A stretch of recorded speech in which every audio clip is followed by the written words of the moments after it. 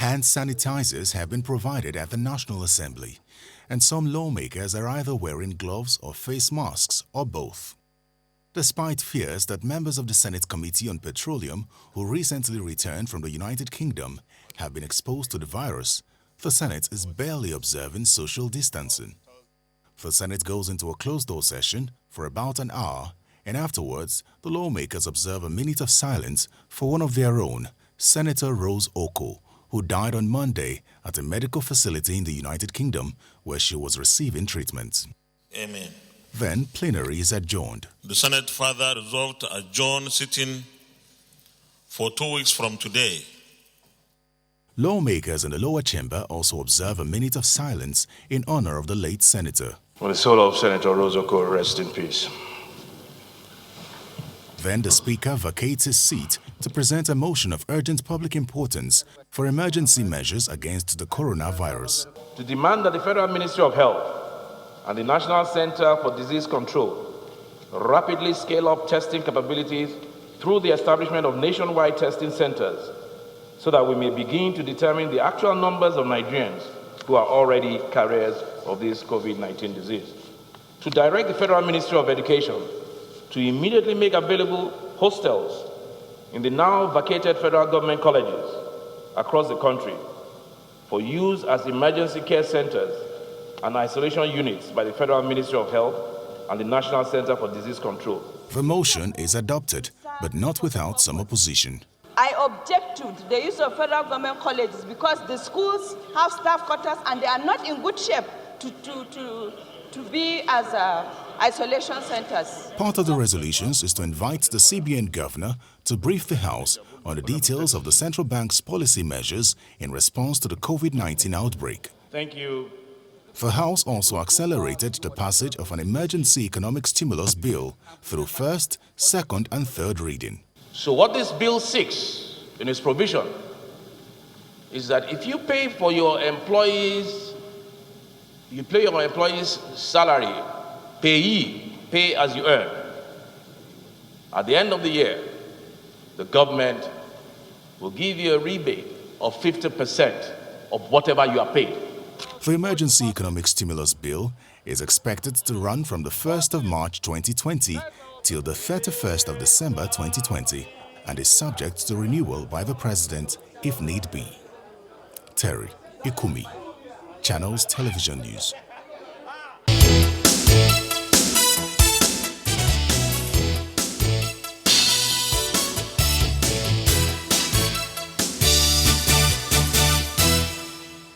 Okay, so to discuss all of this in the light of the coronavirus pandemic globally, and then particularly in Nigeria, what you just saw in the House of Reps and some other measures being taken, how are they going to play out? How will they affect the employers, employees? We've got Timothy Olawale here with us. He is the DG of NECA. Thank you for coming on this morning. It's my pleasure. Good morning. And then we have Honorable Saad Abdullahi, who is the Deputy Chairman, House Committee on Public Accounts. He joins us from our studios in Abuja. Good morning, and thank you for... Okay, you'll get to see him much later. But we do have one more person. Kaide. Okay, it turns out that both legs are not coming through yet, but you get to see them. So, NECA, you had a perspective on what should be done, because all of these announcements as to stay home, don't do A, B, C, or D. Yes. You think that it shouldn't just be about those announcements. Tell us about it. Well, we have perspectives. Government is doing well with regards to all the interventions to ensure that movements and activities are slowed down to mitigate the spread of the virus. However, there are other sides of the interventions that seems not to really be taken care of, and that's the perspective we are really concerned about. Yes, factories are being shut down. Many workers are being asked to stay at home. However, when businesses stop production, it means that their overheads as it were now, has not stopped. There are aspects that has to do with wages of those workers that are not working currently. There are aspects that has to do with legal obligations, taxes, payment of injury compensation through the employee compensation scheme, payment of pensions, and so on and so forth. Industrial training fund levies, and so on and so forth, just to mention but a few. Yet, you are not producing, you are not making profits. How are you expected to survive and stay afloat? And definitely, our hope is that there will be life after this COVID scare. So, what prospects are there for businesses after COVID dispensation? That is our major concern. Based on that, we are making recommendations on what should be the disposition of government and the society to businesses by way of support. Lagos State is already making some initiatives, which I can also share with you, because we had a virtual meeting with the governor yesterday. However, we are also trying to share with government learning points from other climes that had implemented quite a number of interventions to support businesses and to also ensure the sustainability of business and life for businesses after this dispensation, because it's not going to last forever. And that's why all these concerted efforts are being put in place to ensure that there is a stop to it. Was there any conversation with the private sector from the federal or state government level before these interventions were announced? Well, like I said, at the state level in Lagos State, there has been... Before these announcements? No, definitely not. Except for the private sector reaching out to government. We've done letters to government. We've tried to establish contacts with government just to also proactively respond to these issues without waiting for government to reach out to us. So you have told us how the private sector is taking on board some of the recommendations that the federal government has laid out, some of the interventions they have. Federal and state. Okay. Has there been any conversation? You may have communicated to government, but has there been any conversation with the federal government about this? Well, none yet, because ordinarily we expect that at least there should be the courtesy of a response from government. Whether you are looking into it, what you are going to do about it, or what you are not going to do about it, whether those suggestions make sense or not. But we still believe there is work in progress, that before it's too late, government will still reach out to us. Okay, well, we understand, at least we can now have Honorable Saad Abdullahi, the Deputy Chairman, House Committee on Public Accounts, from our studios in Abuja. Good morning, and thank you for joining us today. About the emergency bill, you heard the conversation from NECA in terms of what they want. From your perspective, do you think that this bill factors all of these considerations?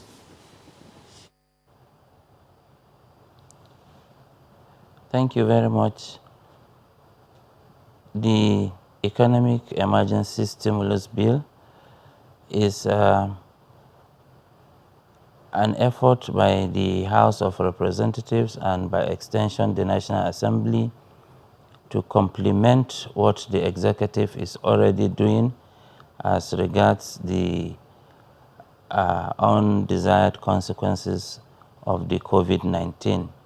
And the major objective of this bill is to extend relief to to corporate bodies as regards their tax liability, with the overall objective of securing the jobs of Nigerians, and secondly, to extend the moratorium to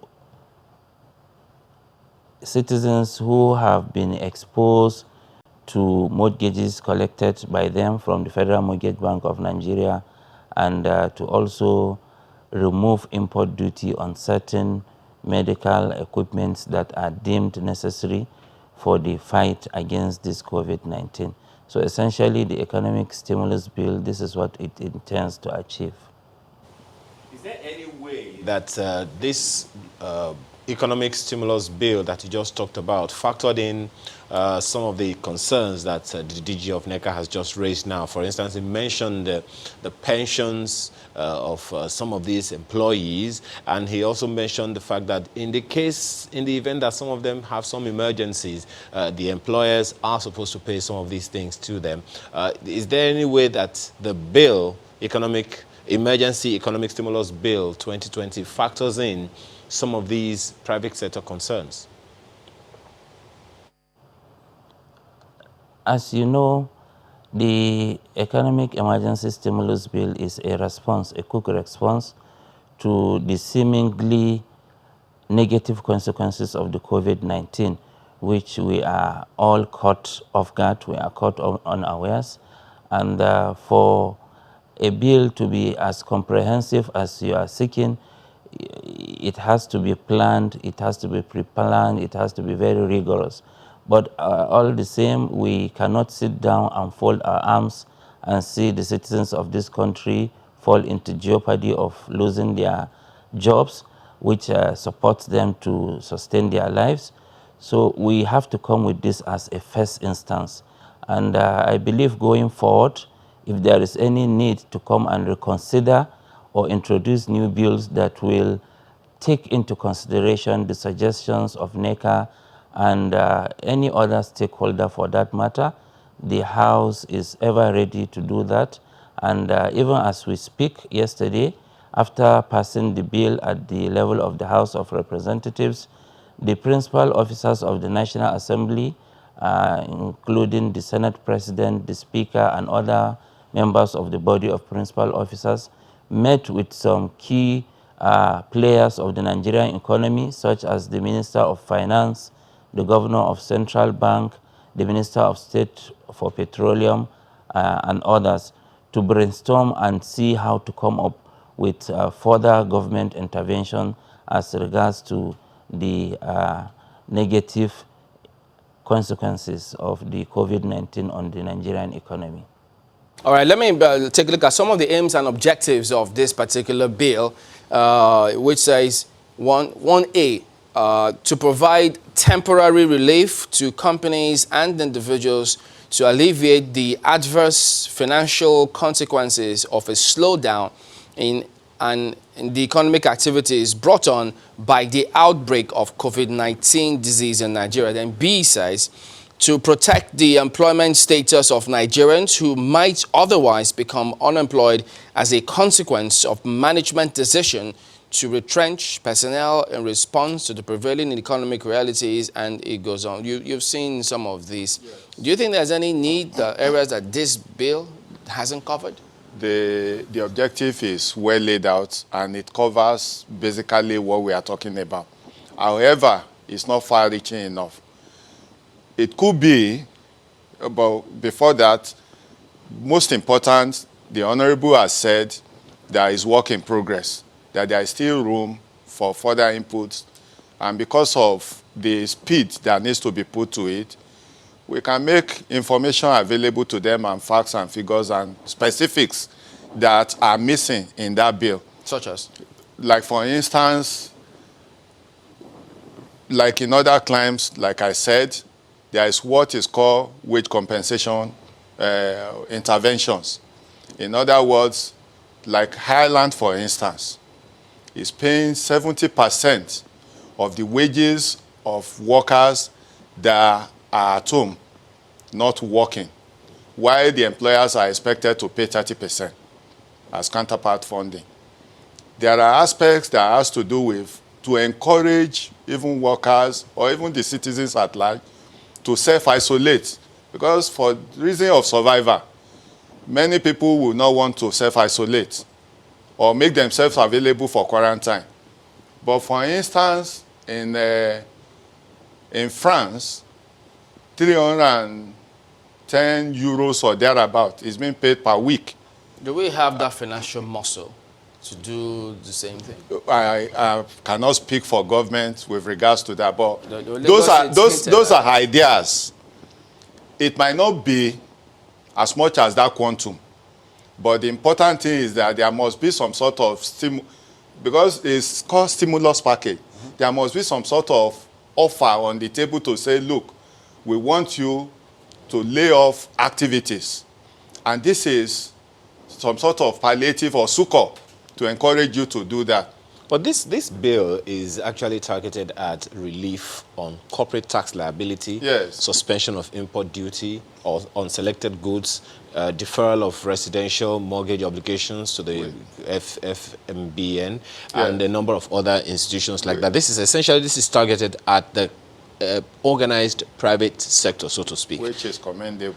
So isn't that something to like I said, it's a good start. So what else do you think is missing for the private sector? You know, the other thing that could possibly be missing is that I don't expect the bill to spell out every little details of interventions that will be. Perhaps there will be a clause at the end of the bill to say that social agency of government will have the power to introduce regulations or specific to address all these specifics. In other words, this is the principal bill that gives an overall. In other words, what are those specific things to be done? Even if you say, for instance, that you are going to do waiver of taxes or defer taxes, which we are not even asking for waiver. Defer taxes payment, what are the modalities? What are the benchmarks? Is it for SMEs that have an annual turnover of up to so millions? What of the big players?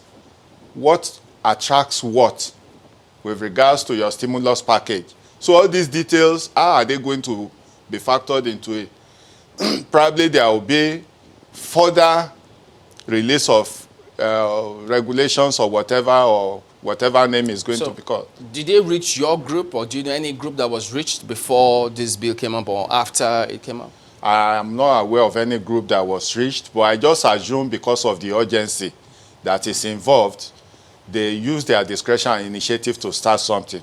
But what could be very useful now is for them to reach out to say, okay, what are those information? And because of ICT, as early as 2 hours time, if they want, we can send information to them by ICT, WhatsApp, or whatever. Okay. Honorable Abdullahi, let's bring you back in on this one.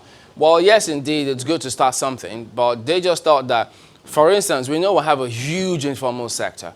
Why was it, is there, because we can't seem to see, what's the thinking behind the one informal sector, because it's also an aspect that needs to be factored in all of this.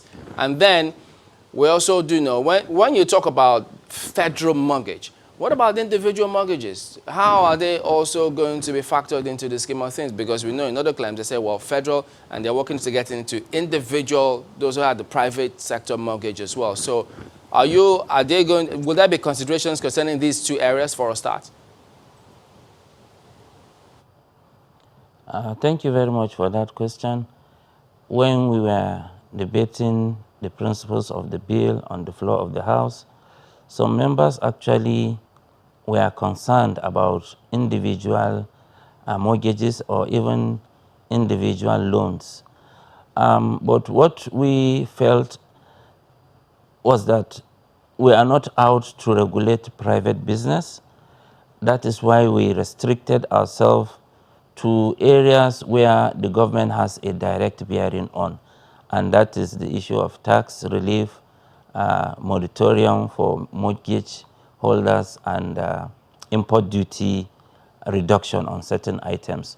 But like I said, this is just the beginning of the interventions that we are seeing, and like the speaker said in his presentation, that we seek to work in unison with the executive. And even at the level of the House, the bill was given a bipartisan approach. So we felt that there is the urgency of now in reeling out this bill at the moment. And we all agreed that in spite of the hazard and risk involved in coming out to come and mingle and sit in a forum or on a platform like the chambers of the National Assembly, we are ever ready to do that as a sacrifice, as an altruism to our country, so that we consider other plans that are, mooted for the overall economic well-being, socio-economic well-being of Nigeria. So you wouldn't expect a bill like this one that was passed. If you look at it, it was the first, second, and third readings were all considered in less than 1.5 hours. It is a record passage of a bill. And so you wouldn't expect that it covers everything under the sun, but at least it is a good start. And at least our overall aim is to see that Nigerians do not suffer, or we cushion the impact, the negative impact of this COVID-19, so that even if people are unable to attend to work, to go to their offices, employers will still keep them in their employ, and they will still get their salaries. That is essentially what the bill has tried to do. And we are ever ready, like I said before, to consider opinions, to consider facts from other stakeholders, and we are ever ready if it means to come and reenact this bill, or to come up with another bill to support this one and to support what the government has been doing. The House of Representatives and the National Assembly is ever ready to do that.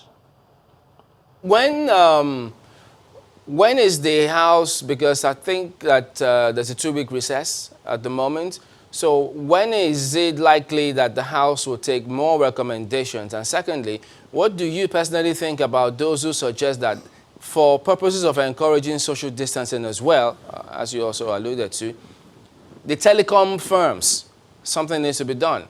What's your personal thought on that one? Come again? You think about suggestions regarding the telecommunications firms and internet service providers in terms of what they should do to ensure that people are able to stay at home and make use of those facilities? And secondly, when is the House likely going to begin to invite suggestions from members of the public or sectors, maybe NECA and OPS and others, so you can improve and keep adjusting the bill? Like, we are in an emergency mode. We don't have to formalize any data gathering exercise. Platforms such as this can be very helpful to us, and there are other means that we can get across to Nigerians. We can leverage on the ICT that is available now in the country.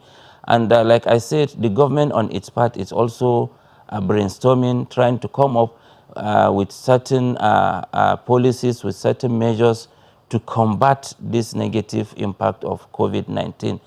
Yesterday, I told you the Speaker and other principal officers of the National Assembly met with certain key players of the economy, and the Minister of Finance is quoted to have said that already the House has acted in a way that the ministry is also thinking. It seems that we are on the same path, to use her word. So the Ministry of Finance is also coming up and with some measures. Perhaps they might reach to the NECA and other stakeholders in the Nigerian economy. And when it warrants, or when it becomes necessary that we promulgate, that we come up with, we pass a law, we are ever ready to do that, so that it will help and strengthen the whole economy and cushion the effect of this COVID-19. I'm wondering how the employers are really taking this on board. Nobody was expecting this, so it wasn't part of the budget in December running into January. Let me ask you directly, how has the OPS taken this on board, the employers? How have they taken this on board, and what are the initial reactions that they had to this? Well, to the entire scope of the COVID blight met everybody unprepared. That's number one. Number two, as employers of labor or organized businesses, nobody absolutely prepared for this. But all the series of regulations, laws, guidance, instructions from government to mitigate it, employers are taking it with understanding, because we all understand the circumstance. We also understand that these are necessities that needs to be accommodated at this time. Even where regulators have visited factories to say, look, you have more than stipulated numbers of people who can be within the factory, and had advised that they close shop. Our response as representative body of employers had been compliance, to advise our members to comply. Okay, just before we take a break, one of the recommendations or the objectives of the bill is that there might be a time when people will become unemployed as a result of COVID-19. That is very sure. People are going to be unemployed. It's avoidable. And that is why we are concerned about what could be done to ensure that it does not get to that. Okay. Even as it is, businesses are already concerned because of the different liabilities that this stay-at-home and lack of production has imposed on them. Well, there are so many considerations to this one. So even people think about the discos. What are they doing? Are they reducing or providing electricity supply? Because if pressure is on the people to pay bills, the landlords, what's happening? Are they doing something about deferring payment or something? So there's so many perspectives to all of this, which puts pressure on people not to stay indoors. But the states as well, they have a role to play. But there's equally a tax component. We'll talk about some of this when we come back in a moment. Stay with us.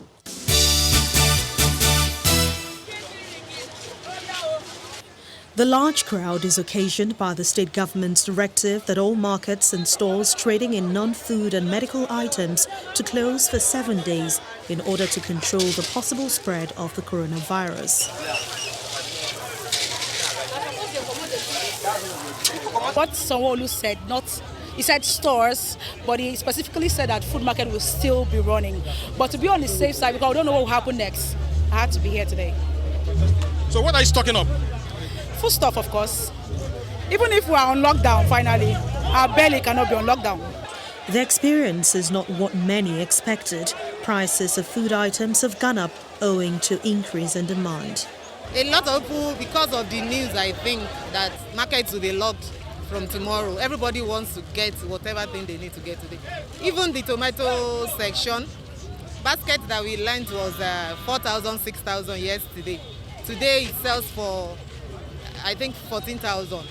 As a result of the demand, it's not as if we normally have like 50 trucks, sometimes 70 trucks of tomato alone. But the number of people that need this tomato are much more than what we are even getting in the market. So people have to even wait for trucks to come in. If you see the way people are rushing to get tomatoes just because they are panicking, that probably the government will shut up the market. That's why people are just doing that. Although the food market is not affected by the state government's directive, it however appears that this experience will continue for some time. To cushion the effect on residents, the state government plans to open mini markets and schools across the state where food items could be purchased in a restrictive period to prevent panic buying.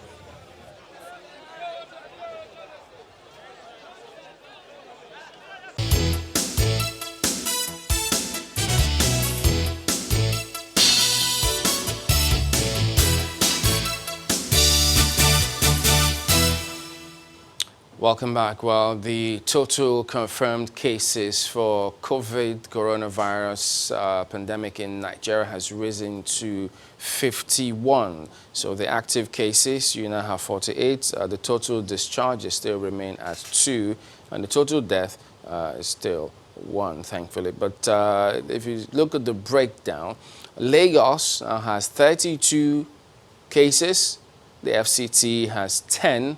Ogun has 3, Ekiti, Oyo, Edo, Bauchi, Osun all have 1, and then Rivers have also recorded their first case. So Rivers State has got 1 case there. So they confirmed that those new cases, 2 in the FCT, 2 in Lagos, and 1 in Rivers. Those are 3 of them are returning travelers into Nigeria, and 2 close contacts of a confirmed case. And this update was as at 11:25 p.m. on the 29th of March from the NCDC. We'll keep tabs and bring you more when we do have them. So back to this emergency stimulus bill, which has been passed in the House of Reps. They're waiting on the Senate to do likewise. There is a tax component. For that, Kaide. Well, that's right, Chamberlain. Let's speak with Mr. Chris David, who is a futurist and tax expert. Doctor, right? Yeah. Good morning. Thank you for joining us on the program. Good morning, Kaide, and good morning, Nigerians. You're a futurist, right? Just before we get into that emergency stimulus bill, let's talk about your role as a futurist. Is this something you saw coming? I mean, because I understand you look at trends and you advise people based on that. Did you see this coming?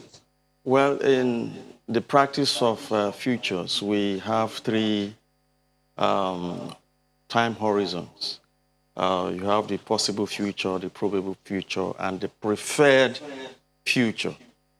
Now, when you talk about the probable future, these are some of the things, the scenarios that you need to simulate and try to suggest solutions on what governments, corporate organizations, and individuals should prepare themselves. But in your wildest permutation, I just want to be sure, did you see this coming? Well, I can't say categorically yes. But when you look at the global futures outlook, there is an agenda or a suggestion that there could be outbreak of this kind of diseases, but not, you won't have the exact impact or how this disease or viruses are going to be affecting nations and organizations. Because I understand, I mean, the best predictors and bookmakers are still shocked that this happened. But let's talk about this emergency economic stimulus bill from the National Assembly. And I see the tax component, which I know you're an expert, talks about companies that are registered who maintain the same employee without retrenching their staff as of 1st of March up till the end of the year 2020 will be entitled to 50% income tax rebate. Now, the question is, seeing this incentive, do you think it's enough to tell employers that, you know what, we're not going to retrench? Yeah, first of all, I would like to commend the House of Representatives for this initiative, timely initiative. And the objectives are well defined. However, whatever is worth doing should be worth doing well. I've gone through the bill. The bill has three parts. But the shocking thing is, going by the name of the bill, which says Emergency Economic Stimulus Bill,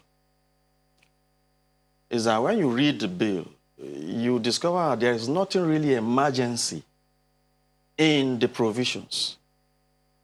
For instance, what you just mentioned, the employers or companies are going to be enjoying this relief in 2021. But as it stands, we need something to help. So you think it's not urgent enough? There's no emergency. When you say emergency, it connotes immediate impact. And that's why you've seen what you've seen in other climes, that when they bring out these bills, there is immediate impact.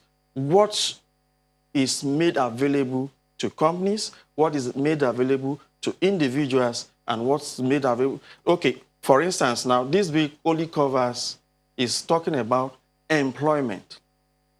What about those who are not employed? What about the self-employed? So, yes, it's a good initiative, but it's not robust enough. And just like the honorable member said, I would like him to receive whatever thing I'm going to say here as feedback rather than criticizing the bill. Right. And I have quite a number of recommendations that I want to make. I haven't gone through the bill. Okay, so let's begin with the first recommendation you'd like to make. Well, the first recommendation is that when you say you are going to give rebates to companies based on the pay they have paid. The first thing is that process is cumbersome. That process is going to create dispute between taxpayers and the Federal Inland Revenue Service because there are different taxing authorities. The people that collect pay are the state, while the people that are going to be granting this credit is the Federal Inland Revenue Service. So different agency, and this is going to create a lot of dispute in terms of provision of evidence. How do you validate that these payees are actually being paid? So what should be done, which is also in line with the canon of taxation, that is, a tax should be simple, is that instead of this payee, why not define the specific rebate? For instance, the company income tax, the large companies are currently paying 30%. Why not say, for this period, reduce the tax rate from 30 to 20%? With this recommendation, you don't need to carry out any verification. There's not going to be any source of dispute or somebody trying to say whatever thing you want to claim is not correct or not. It's clear. Everybody understands it. It's very simple. You reduce the tax rate from 30 to maybe 25 or 20%. It's straightforward. Just a moment. Now, we see that this time is the time we need cooperation the most. I mean, in all sectors, not just the health sector, across all sectors. So when you say that there might be issues, seeing the importance or, the dire circumstances we're in right now, should there still be issues? You know, when you create, this provision itself creates a loophole in the tax law. And when you create a loophole, many people want to take this loophole.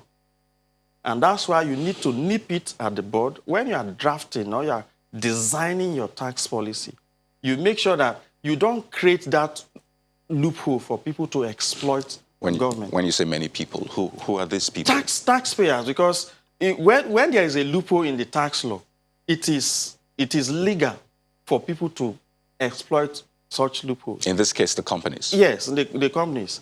And the government is losing revenue, or the revenue to government is already, at this point, very low. So you don't create such loopholes that people can take arbitrarily. Rather, you can use a parameter that will predefine what you expect from companies. So the best way to give companies this relief is look at the company income tax rate, 30%, which is high. Bring it down to maybe 20 or 25. And everybody is fine with that. It's certain, it's clear to everybody, it's simple to verify, to apply. So that is one of the recommendations. Well, now, the second thing again is, in the Finance Act 2019, there's the minimum tax provision. At this point in time, it is advisable to suspend that provision of minimum tax payments. So are you suggesting perhaps another bill, just like the Honourable said? Yeah, this bill is still work in progress. And like the Honourable member have said, we are ready, if they can provide their email, to actually provide specific details on how this bill should be couched, what should be the specific provisions, so that when this bill is being applied, when it becomes law or an act and is being applied, we can see the effect. Not that we have a bill and we cannot quantify the effect.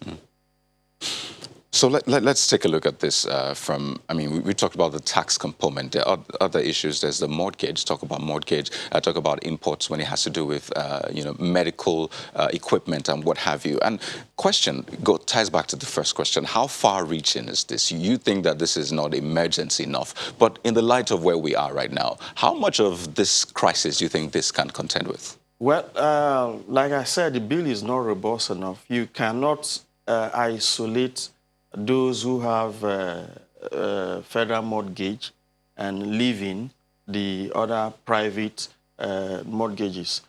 In times like this, government is supposed to make policies that will help the private sector, that will help business owners to be able to cushion the effect, survive the shock that everybody is facing now. So the provision should be across board. Should be across board, and including rent.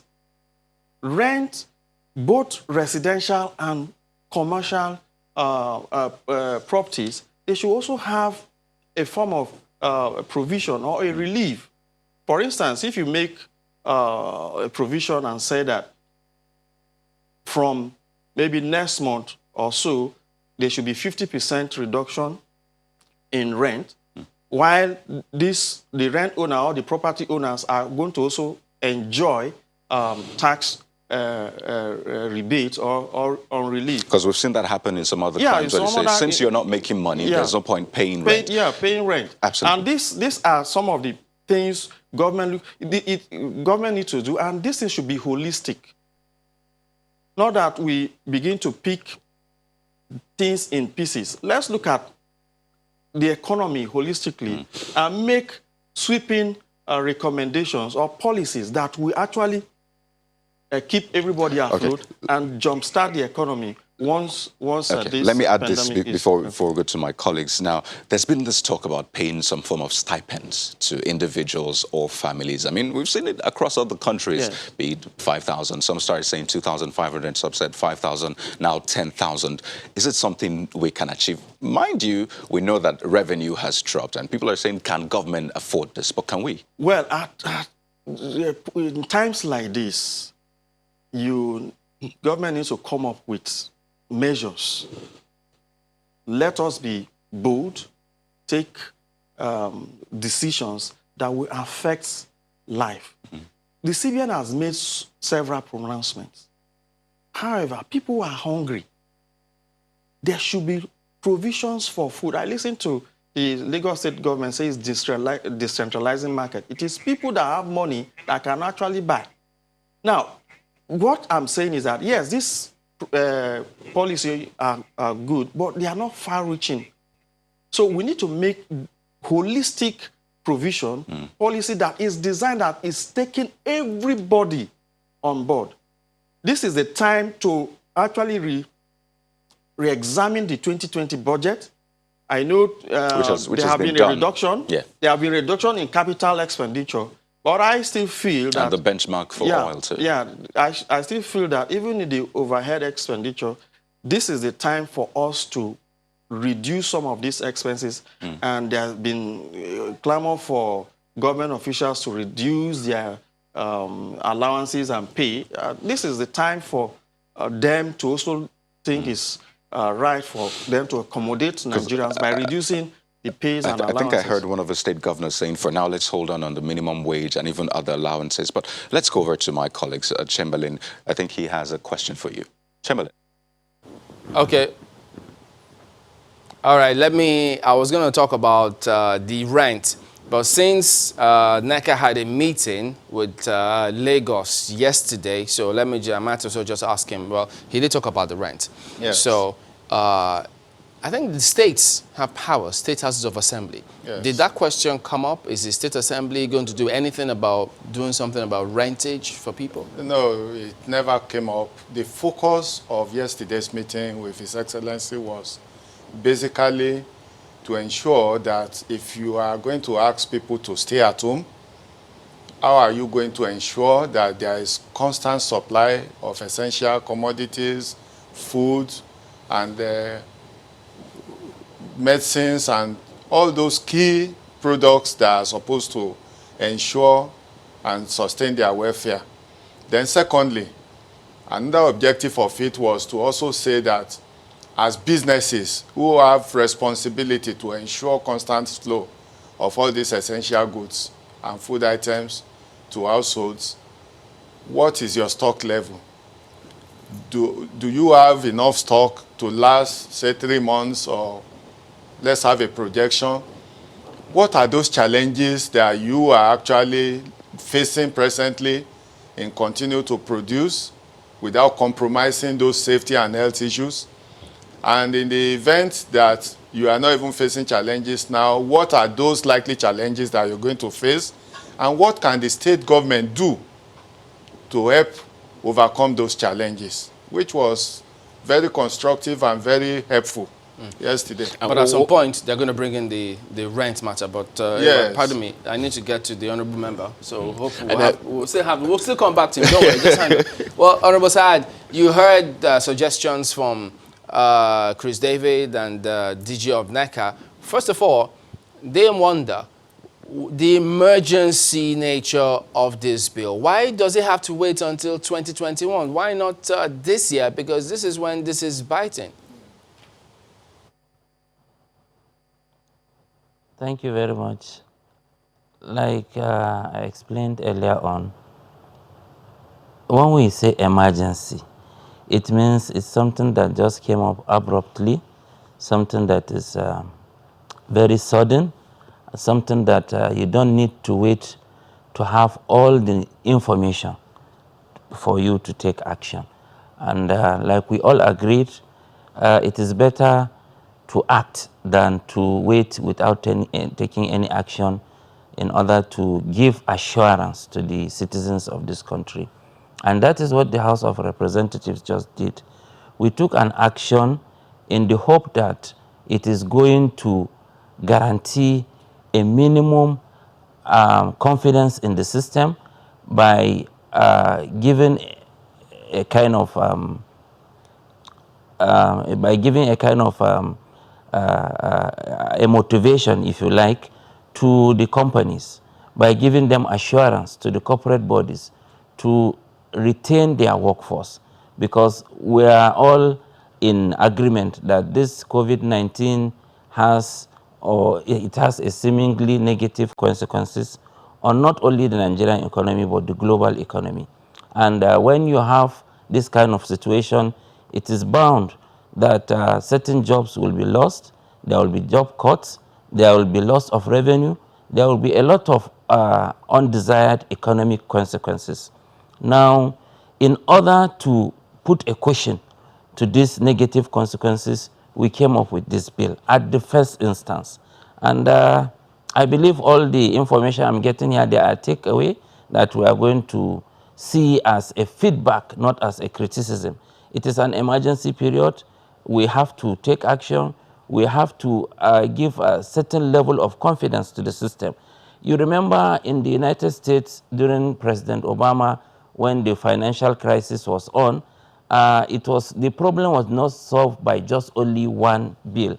There were about 2 or more economic stimulus bills that were rolled out by the government.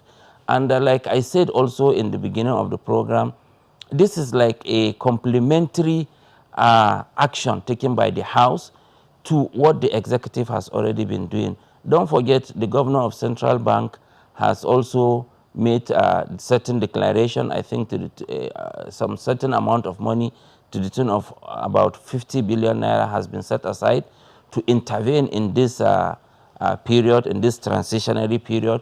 And also the bill is talking about 1st of March to 31st of December. So any crisis that happen within this period, this bill is there as a backup, as a kind of backup for corporate bodies and for mortgage, moratorium for mortgage, people who have taken loans from the Federal Mortgage Bank of Nigeria. So if you look at it in effect, it's still emergency, because now people will have some kind of confidence to continue with what they are let me just doing. put this in so that we can, wrap it all up. You said, as everyone agrees, that this bill is work in progress. So on the one hand, and you said that the House of Representatives is open to taking as much feedback as possible. Given that, 1, the House is on recess, and 2, there is not likely to be a public hearing, how do you intend to how do you intend to gather all of this information? Well, you heard Mr. David say the other time that if there is an email address that they could send all of this feedback to, that could help the House of Representatives in this course. What's the feedback conduit that you would like to engage with the public on this matter, given that there is not likely to be a public hearing? Yeah, Thank you very much. Like I have been saying from the beginning of this program, you are talking about public hearing, you are talking about all these things are supposed to hold under a normal circumstance.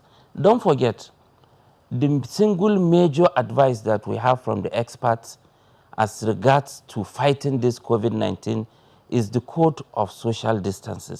So we have to ensure that we abide by this code of distancing. So now if you have a regime of social distancing, you don't expect people to come and sit together in one place. It's highly discouraged. Even when we met on Tuesday to consider this bill, you need to see how we spaced, you know, how we give space between the we members of understand the that, House of Honorable. Representatives. Honorable, we understand that, but I'm just asking, is there an email address or a portal that people can send their recommendations to so that the House of Representatives can have something to work with? That's what I'm asking.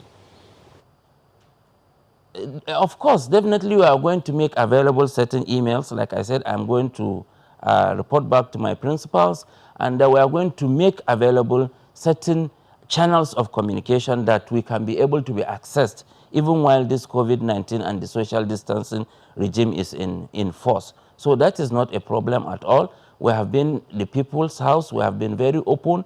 And even if you log on to the National Assembly website, you go to the House of Reps or to the Senate, you open it, you see our profile there with our emails right from the Honorable Speaker, right, Honorable Femi Bajabiamila, down to the ladder, down to myself, to the last on the strata. You will find our emails, we have our phone numbers, and we are open and we are ever ready to receive recommendation as regards to moving the country forward in this very trying period. Okay, all right, then let's get Kaide back to you. Well, thank you, Chamberlain. Chris David is still with us. There's been a lot of talk about how this will go, the interventions, but it appears as though, this intervention, this package we're seeing, does not really trickle down to those at the lower rung of the economic ladder. And that's a major concern if we have 100 million people living in poverty. So what singular intervention, on a closing note, do you think will trickle down to them? Well, the singular intervention or the urgent intervention or stimulus that people need now is food. Government must design programs on how to get food to people, because within the last 2 or 3 days, the kind of request that people have received from people that don't have source of, that don't have income or that live on daily wages is enormous. So government must make that provision to bring food to the doorsteps of people. The Lagos State government have said they are going to decentralize market. They can use that same medium to make sure that people get food, basic food item, because that is what people needs now. That as much as that's really important, government will also tell you we need money to provide these food items, and that's something I'd like to take you up on. Which areas would we need to cut on? But I'd like you to hold your thoughts. We'll go on a quick break right now, and when we return, I will get him to respond on some measures the government can take to, cut spending maybe further to ensure that food is available to the average person out there. Join us again. Mohammed International Airport. For now, it appears this closure is impacting on the domestic airline sector. The local airlines are already struggling, and because they don't have the feed from the international carriers that bring in international passengers that we distribute around. And local travel has also reduced. Past a couple of weeks ago, we have seen a steady decline of passenger traffic to close to about 40, sometimes 50%. Meanwhile, Dana Airline has announced that it will have its last flight tonight. Aero contractors will suspend operations on Thursday, March the 26th, while Arik Air and Air Peace will close temporarily midnight of Friday, March the 27th, 2020. Bukola Joe Kitumbi, Channels Television News.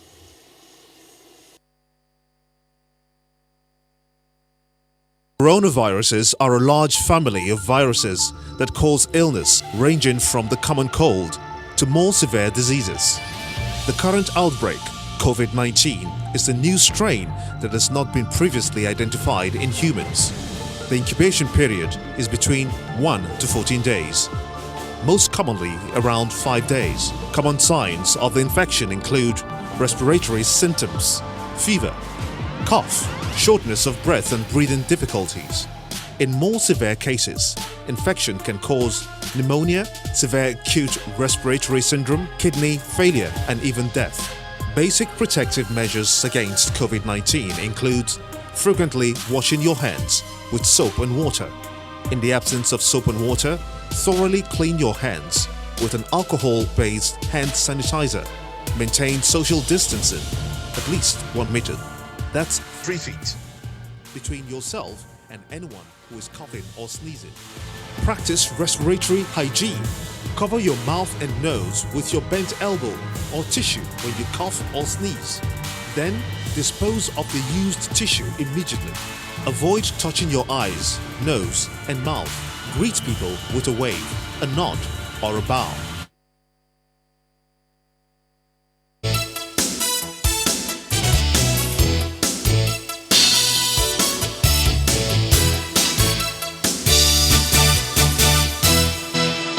You're welcome back. Well, all markets not selling essential food items or life-saving items in Lagos are closing today. That's an order from the government. And other state governments have announced similar measures just to curb the spread of COVID-19 in Nigeria. And the big question now is, how will people get food? Well, the markets are open, but there are reports that prices are even going high. So let's speak with Chris David, who's still with us here in the studio. He is a futurist and a tax expert. So we're talking about food just before we went on that break, and you're saying that the government needs to provide food. But then the question is, where will the government even get money from to provide food right now? Yeah, one of my recommendations on this bill is that the bill should also set up nutrition and food assistance program fund.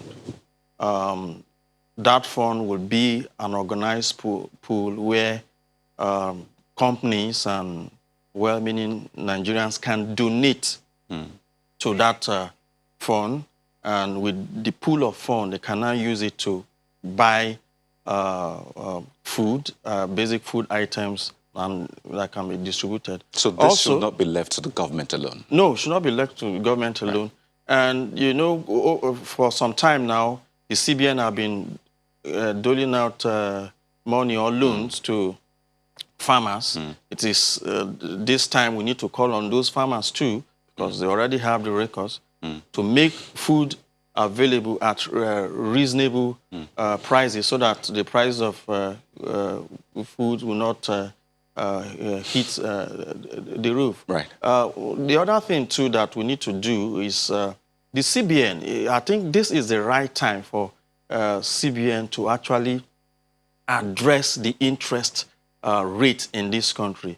The interest rate is too high for commercial businesses. The interest rate, to stimulate any economic growth and development, interest rate must be single digit. Right. And we have this situation that offers us the opportunity, and we need to be bold in taking some of the...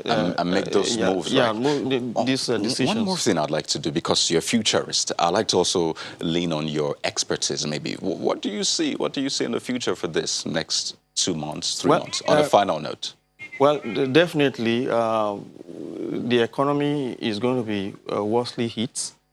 And after the economy, there's going to be new changes in terms of companies that will take advantage of this meltdown that will be coming, and even nations. So companies and nations that are able to address these situations and adopt the appropriate strategy will emerge stronger. So you think this will change perhaps business and life as we know it? Yeah, the landscape of businesses and nations. So it is very important for Nigerians to actually look at this situation and come up with some 5-10 years plan on how we can reset our economy in terms of our independence on foreign countries. Crude oil, maybe. Yeah, crude oil, even the value chains of agriculture. What stops us from refining most of our foods and the products that we need here? So these are some of the things that our government needs to look at and take advantage of this. Well, it's good you say that we can probably emerge from this stronger. Yes. I'd like to thank you so much, Chris David, futurist and tax expert. Thank you for sharing your thoughts with us this morning. Thank you for having me. All right, back to you guys. Well, yes, I mean, so much that needs to be done. Do you see a role for state houses of assembly in this? Well, the state houses of assembly are closer to the people, even much more closer than the federal government. And the state houses of assembly can put policies and laws in place to actually address most of these issues. For instance, there has been much talk about how government can intervene directly to impact the welfare of the people, especially now that people are not productive. There are circumstances that force them advisably to stay at home. For instance, it is in the states, basically, that you are closer to your people and you can intervene with regards to the supply of food and medicine. There is nothing that says a state cannot make provision for subsidized household goods, Dettol, sanitizers, and things like that. That, okay, we are making available subsidy to manufacturers of this and the suppliers of this. If you are in short supply of it, if you go to point A, point B, point C, or special centers created in your neighborhood, you can get it at next to nothing prices. That is one area. The second area is that I was speaking off camera about electricity subsidy. Yeah. For instance, now people are compelled to be at home. Electricity in France and every other utility is being subsidized by government. And these are roles states can also play. I know federal government controls the electricity because they are also co-investor with the discos in distributing. Okay, I think they have 40% or thereabout of the investment. But even states can also decide to subsidize directly what goes to their workers, to their citizens. And it shouldn't matter whether they have any case or not. For instance, Rivers, if they didn't want to do anything, now they have to because there's a confirmed case there now. As a matter of fact, they should not wait until they have cases before they even intervene, because it will be proactive. If they intervene now, it's also a way of saying, yes, you have no reason to go out, so that you don't escalate this or you don't get in contact with people who are already infected, this issue of isolation. So the more reason why they should even intervene when they don't have cases. Now, we've talked about some of these social interventions that we are thinking government should look at. We've talked about rents, we've talked about electricity supply.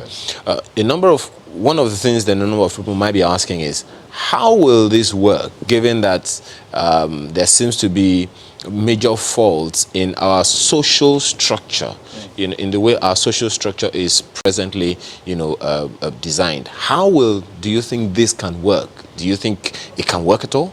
Unfortunately, we have massive deficit with regards to the issue of data. And we don't even have the database. We keep saying we want to distribute funds to those who are the poorest of the poor. And it's still very faulty and suspect how we are going to identify who constitute those poorest of the poor. But shouldn't we be able to use the same data that the vice president used for the trader money and all of that? Even that is also suspect. It is just an assumption that, okay, it's better that we use whatever is available than nothing. And I had expected that when we had that particular challenge then, government should have made concerted effort to ensure that we streamline and harmonize our data so that at least we can have very reliable database to address most of these issues, because issues will keep coming up over and over. We all are witnesses to the mass failure of the national identification scheme. We all are witnesses of the different silos of data being gathered by the banks, by this, by that, through the licensing, and so on and so forth. Instead of having but I thought the president did say that we needed to harmonize all of those. Well, it remains to be seen what policy implementation will address that. In other words, that suggests that now that the UN is mobilizing 756 million for Nigeria, yes, distribution will be questionable. It will. It will. And that was why, when I was speaking of even the basic essential goods getting to the people, I said probably the best way, if you don't, and you know that Nigeria, every opportunity we have, we abuse processes and whatever we are going to implement. That was why I said the states and the local authorities can create, if you take, for instance, the Magodo area, hypothetically, you can look for a school that is around there and put all these essentials commodities there and say, okay, if you need, you can just walk over to the place and pick them. However, the prices should be token. It should be highly subsidized by government. Ordinarily, these are essential goods that ordinarily I expect that government should even give out free. But because of the nature of Nigerians, people will stockpile. Even you take more than the required quantity that you require, that you need. So probably the prices should be token, and that also speaks to the issue of the capacity to actually purchase. People have been told, stock up your house with food and whatever because of this lockdown or semi-lockdown. But the question is, how many people even have enough resources to even stock up? Can they afford to do what the former vice president is suggesting, giving, what, 10,000 naira to families? To families. And that's the challenge. It is desirable, but how do you administer that? How are you sure the money will actually get down to families? What parameters are you going to use? What database do we have to actually identify which and which family it gets to? NECA doesn't have that problem, do you? Well, if it is for businesses and for workers in the private sector, of course, we don't have that problem. But mind you, the informal sector or unorganized business platform far outstretched the organized businesses. In other words, we have also even said over 70% of businesses in Nigeria are the informal sector. And one of the president of the National Association of Small and Medium Enterprises told us that some 40 million of them are unregistered. They are. And that's what we call the black economy. In other words, this crisis is exposing a major fault line in our social structure. Ordinarily, if we are serious people, there are lots of learning points for us to take from all these experiences for us to be better in future. Unfortunately, we'll pass through it without actually making concerted effort to say if we find ourselves in the same situation in future, we will not encounter this type of challenge. Honorable Abdullahi, let me ask you this, because if is there any, or are the members going to encourage the state assemblies to stand up and do something to complement the efforts of the National Assembly?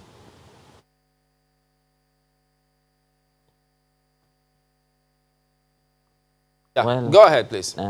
Naturally, it is expected that as leaders, whenever we are faced with a crisis situation such as this, we need a concerted effort at all levels of government, from the federal to state to local, and even to non-governmental actors, even the organized private sector, even the not so organized private sector, we need to put all hands on deck to see that we take the country out of the doldrums of this such crisis. State assemblies, like you know, they have their jurisdiction, and which is defined by the Constitution of the Federal Republic of Nigeria as amended, and going through the list, the exclusive list and the concurrent list, there are certain areas that they can make their own legislations, and we believe they are responsible enough to gauge the impulse of the public, and to do the needful. Where they are supposed to come up with laws, I believe they are going to do so. Where they are supposed to encourage citizens or organizations to act in the interest of the people, I believe they are also going to do so.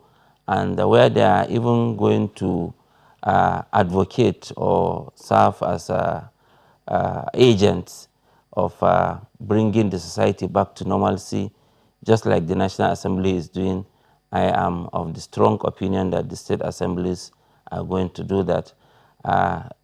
Don't forget myself, I just came in from the State Assembly. I was in the Bauchi State House of Assembly from 2015 to 2019, and I remembered in instances like this, we also rose up to the occasion, and we did the needful in trying to make life better for our citizens. So I believe it is a given the state assemblies are up to the task.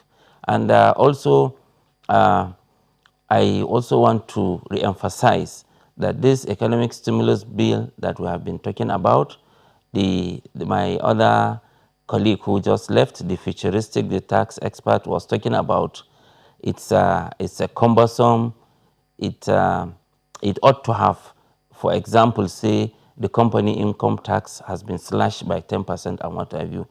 So what I want him to know, and other Nigerians as well, is this is a crisis period, and it's not like the recession where we had time to sit down and plan, and we came up with the economic and recovery growth plan. They are a bit different. The circumstances are a bit different.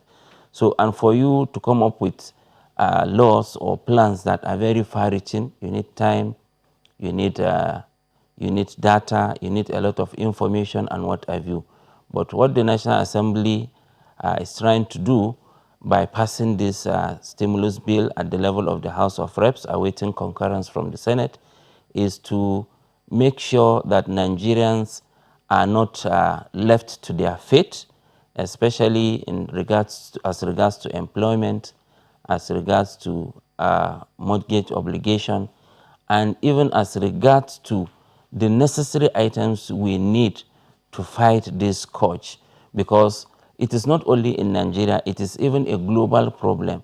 Some of the equipment that we require, some of the items that are required to just fight a quick one before you this go. Pandemic. Can you hear me, Honorable Said? How soon can this bill take effect? I mean, given that the Senate is going on recess. For them, for a certain period. And the whole essence of this bill, it's time bound. It is not going to last forever, or it's not going to stretch.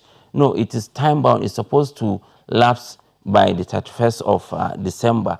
And hopefully, like I said, we have seen some signs of recovery from even where it started from China. I believe the Hubei region, they have started easing some restrictions they have imposed. So we have a lot of hope that this pandemic is going to ease. It is not going to take a lot of time. This is our hope as human beings. All right, Honorable Saad. Hopeful. We need to remain hopeful. Many will be hoping that. My apologies. Many will be hoping that this takes effect as soon as possible. So hopefully, when the Senate, return, if they can also take a look at that and see the emergency in the bill. So we thank you, Honorable Saad Abdullahi, who is a Deputy Chairman, House Committee on Public Accounts as well as Mr. Timothy Olawale, who is a DG of NECA. Thank you for coming on this morning as well. It's a pleasure. We're back in a moment. Stay with us. Time for your feedback. We've been listening to you as well. Ugochi sends this one, and Ugochi starts by talking about COVID. Says, look, I think the most important thing for government to do for Nigerians and Lagosians is to raise a serious task force right now to checkmate the over 100% hike in prices of food items and medical kits. And this one from Prince Hadiremi says, our members have been directed by a federal government to continue to work in this era of #COVID-19. There is no incentive to encourage health workers. The least we had expected from the federal government is immediate payment of seized April and May 2018 salaries. This insensitivity can truncate services. This is from the Nigeria Union of Allied Health Practitioners. Ooh. It's a really tough one there.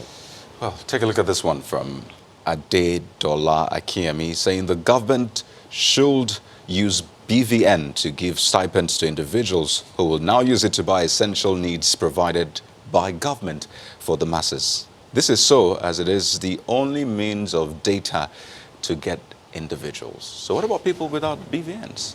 Then Agim Celestine says, please, the government should not subsidize power. What? Should not subsidize because we have never had it. This will amount to encouraging inefficiency, rather subsidize food for the masses. Oh boy. Different strokes for different folks, isn't it? While some other person is suggesting that the telecom firms and the power sector need to subsidize and drop their charges to encourage social distancing and people staying at home and working from home. Well, there you go. So that is the show today. We thank you for watching, and please do keep your comments coming through. We'll see you next time. I'm Chamberlain Uso. I'm Kaide Okikiolu. I'm Ayo Makinde. Please stay safe.